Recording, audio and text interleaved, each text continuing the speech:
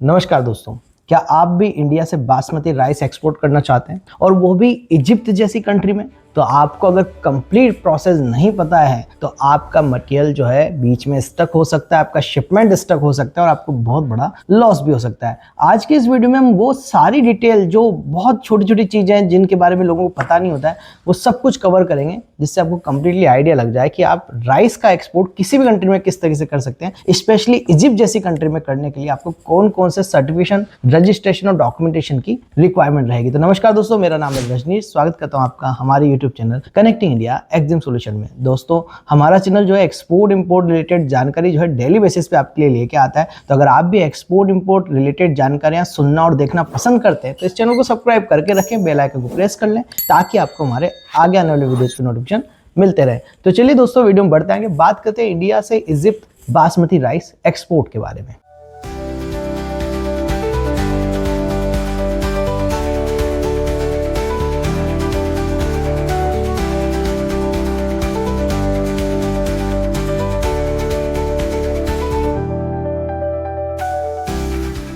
तो सबसे पहले बात करते हैं इसकी वैरायटीज के बारे में। तो यहाँ पे 1121 जो राइस होता है, बासमती राइस गोल्डन कलर का, बहुत अच्छा जाता है, बहुत अच्छी इसकी रिक्वायरमेंट आती है और करीब 90 रुपए किलो के आसपास आपको पंजाब से इसकी सोर्सिंग भी हो जाएगी। अभी 2026 चल रहा है और 2025 की जो वैरायटीज जो क्रॉप रहेगी उसकी कॉस्टिंग ये मैंने आपको बताई है। तो अभी फिलहाल ये प्राइस आपको मिल जाएगी। अब आप इसको बहुत इजीली इजिप्ट में एक्सपोर्ट कर सकते हैं। इजिप्ट में अगर पैकेजिंग की बात करें तो 10 केजीज के जो है पैकेजेस आपको बनाने पड़ेंगे और एक मास्टर बैग यानी कि 40 किलो का एक मास्टर बैग डिजाइन करना पड़ता है। 625 बैग आपके टोटल एक कंटेनर में चले जाएंगे जो कि मास्टर बैग रहेंगे। करीब 25 टन चावल जो है आप इजिप्ट को एक साथ एक 20 फीट कंटेनर में एक्सपोर्ट कर सकते हैं। ये तो रही पैकेजिंग की बात।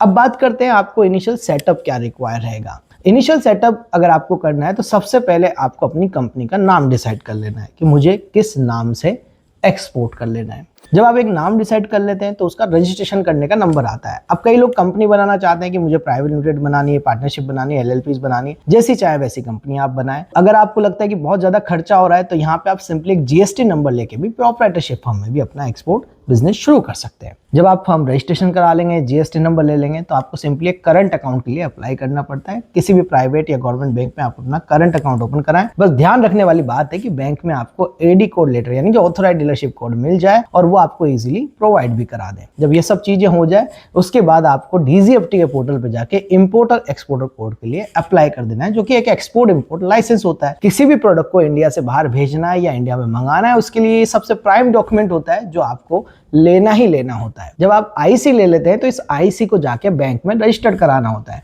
और साथ में आरसीएमसी यानी कि एपीडा का रजिस्ट्रेशन कम मेंबरशिप सर्टिफिकेट आपको लेना पड़ेगा। और यहीं से एक डॉक्यूमेंट और आपको निकालना रहेगा जब आप शिपमेंट करेंगे उस टाइम पे, जिसके बारे में आगे आपको बता दूंगा। जब आप शुरुआती लेवल पे आरसीएमसी एपीडा का ले लेंगे उसके बाद आपको करा लेना है पोर्ट रजिस्ट्रेशन। पोर्ट रजिस्ट्रेशन आप जिस भी पोर्ट से एक्सपोर्ट करते हैं उसी पोर्ट पे आपको कराना रहता है। लेट्स सपोज आप गुजरात से हैं और मुंद्रा पोर्ट से एक्सपोर्ट करना चाहते हैं तो मुंद्रा गुजरात पोर्ट पे आपको रजिस्ट्रेशन कराना है। आप जैनपीटी नाहवा शिवा पोर्ट पे कराना चाहते हैं तो वहीं से आपको रजिस्ट्रेशन कराना पड़ेगा और ये सब रजिस्ट्रेशन आपके आइस गेट पोर्टल के माध्यम से हो जाते हैं। तो ये तो कुछ बेसिक सेटअप है जो सभी लोग करते हैं, सब लोगों को जानकारी है जो आपको करना है चावल एक्सपोर्ट के लिए। बट स्पेशली इजिप्ट के लिए कौन सा रजिस्ट्रेशन है, कौन कौन सी चीजें आपको करनी पड़ेगी, तो यहाँ पे 3 चीजों का बहुत खासकर आपको ध्यान रखना है अगर आप इजिप्ट में एक्सपोर्ट करने जा रहे हैं। सबसे पहले जब आप कंपनी रजिस्टर्ड वगैरह कर लेंगे और आपके पास एक परचेज ऑर्डर आ जाएगा तो यहाँ पे आपको SCID रजिस्ट्रेशन करना पड़ेगा जो कि कार्गो एक्स की वेबसाइट से किया जाता है। जब आप SCID रजिस्ट्रेशन करेंगे तो आपका बैंक वेरीफाई होता है, उसके लिए कुछ फीस करीब $190 वन टाइम में आपको पे भी करना पड़ता है। तो ये चीज भी जो है आपको अपनी कॉस्टिंग में पहले से ऐड करना है, क्योंकि कई बार लोग जो है बेसिक कॉस्टिंग ऐड कर देते हैं और कुछ चीजें जो बाद में हो रही है उनकी कॉस्टिंग ऐड नहीं कर पाते और ये बड़ा लॉस का कारण बन जाता है। तो यहाँ पे कार्गो एक्स की जो फीस है वो आपको ऐड करनी है। फिर एक SCID नंबर इंपोर्टर जनरेट करके आपको दे देता है। आपकी पोर्टल पे ही, कार्गो एक्स के पोर्टल पे आपको SCID नंबर दिख जाएगा। कहने का मतलब ये है कि सबसे पहले SCID रजिस्ट्रेशन करवाना जरूरी है एक्सपोर्ट से पहले। जब आपका SCID नंबर जनरेट हो जाता है तो ये सभी डॉक्यूमेंट पे मेंशन करना भी कंपलसरी हो जाता है, जैसे आपके इनवॉइस पे या दूसरे सर्टिफिकेट और रजिस्ट्रेशन पे। तो आप ये SCID करेंगे। साथ में आपको एक और चीज करनी रहेगी, जब आप मटेरियल को डिस्पैच करते हैं तो उस टाइम पे आपको यहाँ पे RCSE रजिस्ट्रेशन कम अलोकेशन सर्टिफिकेट, जो कि बासमती और नॉन बासमती राइस के लिए जो कोटा डिसाइड किया गवर्नमेंट ने, उससे आपको जो है सर्टिफिकेट लेना पड़ेगा। वो भी आप एपिडा के पोर्टल के माध्यम से ले सकते हैं। इस सर्टिफिकेट को लेने के लिए 2 से 3 दिन लग जाते हैं। 25 टन के अगर आप मटेरियल कर रहे हैं और करीब 20-22 लाख रुपए की आपकी वैल्यू है, तो यहाँ पे आपका 2200 से 2300 रुपए यहाँ पे लग जाएगा RCSE लेने के लिए। अगर आप किसी के माध्यम से कराते हैं तो 1000-1500 रुपए उनका सर्विस चार्जेस भी, तो ऐसे करके आपको 3-4 हजार रुपए का RCSE का रजिस्ट्रेशन पड़ जाता है। जब आप ये चीज कर लेंगे, उसके बाद नंबर आता है हेल्थ सर्टिफिकेट का। तो यहाँ पे आपको किसी भी प्राइवेट लैब का हेल्थ सर्टिफिकेट नहीं बनवाना है, आपको बनवाना है एक्सपोर्ट इंस्पेक्शन एजेंसी का हेल्थ सर्टिफिकेट, जिसकी कॉस्टिंग अप्रोक्स आपको 20,000 रुपए तो पड़ने ही वाली है। तो आप ये सब चीजें पहले अपनी कॉस्टिंग में ऐड करके रखें, क्योंकि जो नया एक्सपोर्टर है वो यहीं फेल हो जाता है, क्योंकि उसकी कई सारी कॉस्टिंग करीब 30-40-50 हजार रुपए तक की कॉस्टिंग वो ऐड कर ही नहीं पाता है अपनी इनवॉइसिंग में। और इजिप्ट जैसी कंट्रीज में एक्सपोर्ट करने के लिए इन सब चीजों की रिक्वायरमेंट्स आपको रहेगी ही रहेगी। तो ये सब चीजें आप पहले से करके रखें और उसके बाद ही आपको मटेरियल एक्सपोर्ट करना है। अब आगे क्या करना है, पोर्ट रजिस्ट्रेशन हमारा हो गया है, SCID हमारा हो गया है, हेल्थ सर्टिफिकेट आपका हो गया है, साथ में आपने अदर रजिस्ट्रेशन डॉक्यूमेंटेशन कर लिए हैं। अब जैसे आप बायर ढूंढ लेते हैं, बायर से आपको ऑर्डर्स वगैरह आ गए हैं, तभी आपको ये रजिस्ट्रेशन करने हैं SCID वगैरह के। बाकी आपको इनिशियल सेटअप में जो मैंने RCMC तक और पोर्ट रजिस्ट्रेशन चीजें बताई है, वो सभी लोगों को करनी होती है। अब जब आप डिस्पैच करते हैं मटेरियल को, तो यहाँ पे आपको सबसे पहले कमर्शियल इनवॉइस बनाना है, जो अपने CHA को दे देना है। साथ में आपको अपना ई-वे बिल बनेगा और आपका यहाँ पे एक पॉलिसी यानी कि मैरीन इंश्योरेंस पॉलिसी आपको बना लेनी है। जब मैरीन इंश्योरेंस पॉलिसी आप बना लेंगे, मटेरियल पहुंचेगा पोर्ट पे, और पोर्ट पे जाने के बाद अप्रोक्स जो आपका खर्चा लगने वाला है वो 45,000 रुपए के आसपास लगेगा, जो कि कस्टम और CFS टर्मिनल के चार्जेस रहने वाले हैं।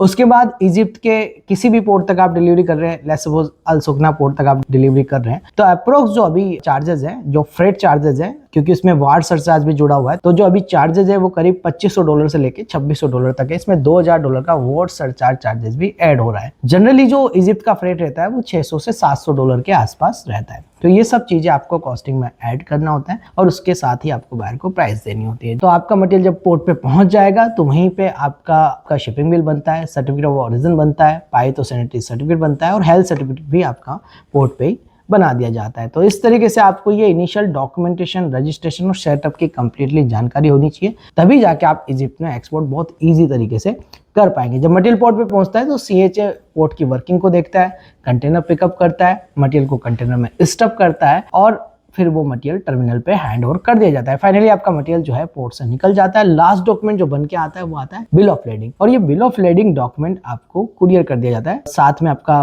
पाइथोसैनिटरी सर्टिफिकेट हो गया है, फ्यूमिगेशन है, सर्टिफिकेट ऑफ ओरिजिन है और शिपिंग बिल वगैरह, ये सब डॉक्यूमेंट आपको कुरियर कर दिए जाते हैं। फाइनली ये सब डॉक्यूमेंट की ओरिजिनल कॉपीज आपको बायर को कुरियर करनी होती है। इस तरीके से आप जो है दोस्तों इंडिया से इजिप्ट के अंदर एक्सपोर्ट कर सकते हैं। कुछ ध्यान रखने वाले पॉइंट मैं आपको रिपीट कर देता हूँ। SCID आपको जनरेट करना है, health certificate export inspection agency का रहेगा और साथ में आपको RCSE रजिस्ट्रेशन कम अलोकेशन सर्टिफिकेट इनवॉइस बनते ही बनवा लेना है। तो आई होप दोस्तों वीडियो में दी गई जानकारी आपको पसंद आएगी। अगर आप चाहते हैं कि कंप्लीटली राइस को एक्सपोर्ट कैसे किया जाए, बायो फाइंडिंग के प्रोसेस वगैरह सब चीजें समझनी है, सीखनी है, और चाहे आप किसी भी प्रोडक्ट का एक्सपोर्ट करना चाहते हैं, तो हम लेके आ गए आप लोगों के लिए 7 डेज ऑनलाइन ट्रेनिंग प्रोग्राम, जिसको आप ज्वाइन कर सकते हैं, जिसमें मैं प्रैक्टिकली आपको गाइड कर रहा हूँ कि इंडिया से एक्सपोर्ट करना कैसे, उसका प्रोसीजर क्या है, क्या क्या डॉक्यूमेंट बनाना है, मार्केटिंग करना, बायर को फाइंड करना, सब कुछ हम स्टेप बाय स्टेप और प्रैक्टिकली हमारे हैंड होल्डिंग सपोर्ट के साथ आपको सिखाते हैं, ताकि आप जब शिपमेंट करें तो लॉस होने के चांसेस बिल्कुल ना रहे और आपको पूरी गाइडेंस भी हमारी तरफ से